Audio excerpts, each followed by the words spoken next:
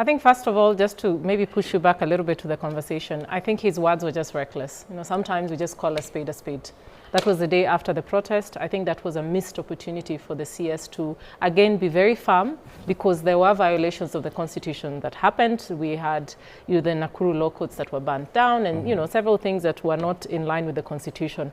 So it was in order for him to call the House in order, remind us that we do have laws in the country that we need to adhere to. However, his exact statement, the how he communicated that, the what he said, the where he said it, that was reckless. And it doesn't really help, except it adds just fuel to the fire.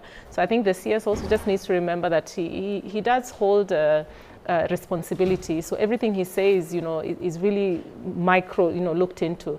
Any other person who's not sitting in that position could have simply said anything they want and gotten away with it. Would you say this is an embarrassment to the executive?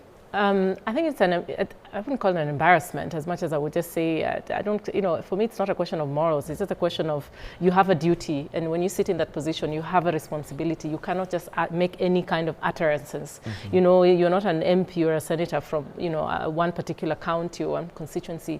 You are the minister, and so everybody looks upon what you have to say. And like I said, that was a missed opportunity to really come out strongly and say, we have a constitution, the police have a mandate, and the citizens also have a mandate.